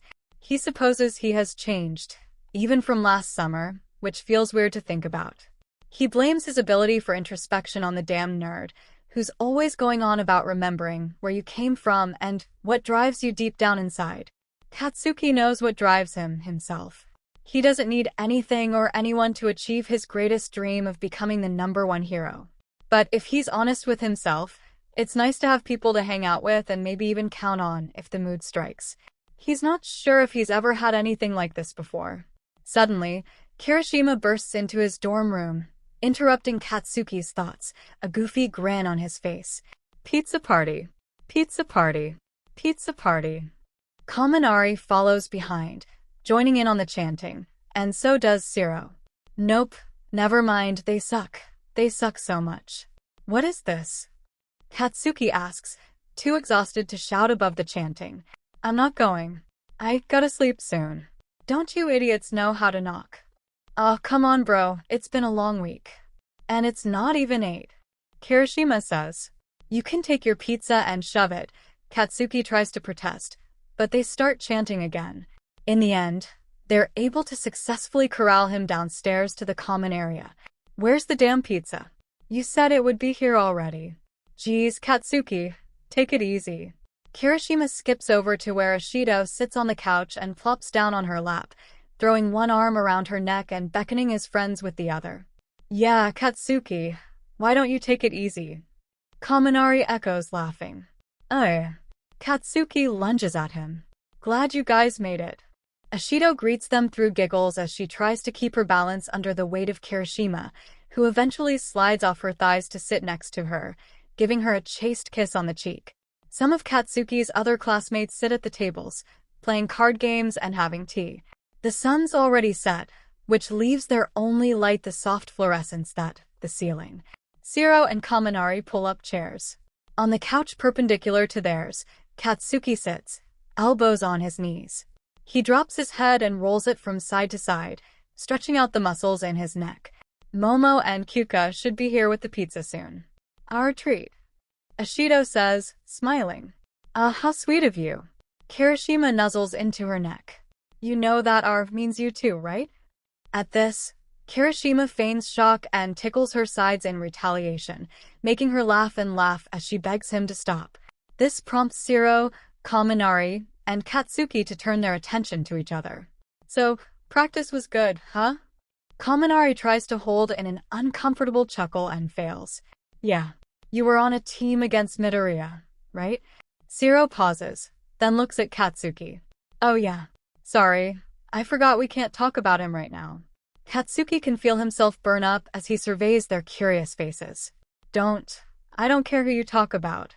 I thought he looked cool out there, Kaminari says, turning to 𝗧𝗪. Did you teach him that move he did with Black Whip? Yeah. He's really starting to get the hang of using his quirks in tandem. I have to say, I'm really impressed. Katsuki slams his fist against the wooden table in front of them. What? 𝗧𝗪 gives him a confused look. Nothing. Katsuki doesn't meet his eyes. Fuck this. You're being ridiculous, Ishido scolds, finally having caught her breath after laughing so much. Like, is this just about how he kicked your ass earlier this week? Are you that butthurt about it? That's not what happened. Really? Ishido leans forward, her features painted with pity. 'Cause it looked pretty rough out there. I'll show you what rough looks like next time I see him, he growls. Oh yeah. Somehow I doubt that's true. What exactly are you implying, Raccoon Eyes? I think you know exactly what I'm implying. She stares him down, challenging him. Kirishima opens his mouth to speak, but Katsuki raises his hand to stop him, a speech of his very own prepared. This shit has been boiling up inside of Katsuki all damn day. Finally, he can let it out. Then he hears someone clear their throat behind him. His stomach drops out when he sees it's the green-haired idiot in question. Hi, Kaken. Katsuki blinks, his train of thought completely derailed. He'd seen him only a few hours prior. Why is his heart threatening to burst from his chest? What was that you were saying, Katsuki? Ishido's words fall on deaf ears. I was wondering if I could talk to you for a second? Izuku fiddles with the bottom hem of his t-shirt, clearly nervous about something. What is it? Just spit it out. Katsuki doesn't know if he can stand right now. He can't feel his legs. Izuku glances to Katsuki's friends, smiling bashfully. What could he possibly need to talk about that would make him this nervous? Katsuki doesn't want to think about it. It only adds to the fluttering in his chest. It's not a big deal. Could we maybe step outside for a minute? If it's not a big deal, then just say whatever it is you need to say. Izuku frowns, his brow furrowing. Well, Oh look, it's the pizza. Kirishima points outside. Come on, everyone, let's go help them bring the pizza inside. Katsuki rolls his eyes as they file out, leaving Izuku and him alone. Izuku sits down across from him, chewing on his lip. They stare at each other for a long moment. What's his problem? What is he looking for? Why can he ramble on for hours about nothing? But when he has something to say, he suddenly can't say a word. This shit's pissing him off. What do you want from me, Deku? His eyes immediately fall to the floor. Katsuki tries his best not to raise his voice too much. Out with it, already. When Izuku looks up again, he wears a smile that doesn't reach his eyes. My mom wanted to know if your family would come over for dinner next week. Is that really what he wanted to talk about? That's when their friends come back inside. Ierozu and Jairu enter, holding a couple of pizza boxes each, Kirishima following behind, whooping loudly with a few more in hand. Ashido, Shiro, and Kaminari trail in after. Katsuki quickly stands as if he got caught or something. Caught doing what? Talking? So, Izuku slowly follows suit, standing next to him. Would your family? Sure. Whatever sounds fine. Then he reaches out his hand to touch Izuku on the shoulder. Before he realizes what he's doing, it's already done. His fingertips brushing the fabric of his cotton shirt, the weight of Katsuki's arm preparing to be released onto his grip.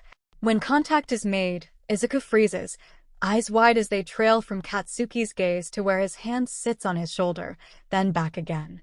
After what seems like minutes of excruciating awkwardness, Katsuki turns away. It was only a few seconds at the most, but long enough to make him feel a little nauseated from the shock of adrenaline. 𝐭𝐽𝐻. Izuku almost whispers, reaching up to touch the place on his shoulder where Katsuki's hand had been, a distant look in his eyes not unlike fear. Kirishima approaches, looking between the two of them. Am I interrupting something? No, Katsuki takes a breath, then steps by him, heading for the exit. Wait bro, where are you going? There's pizza. He ignores him, heading back up to his room. He's had more than enough of this for one day.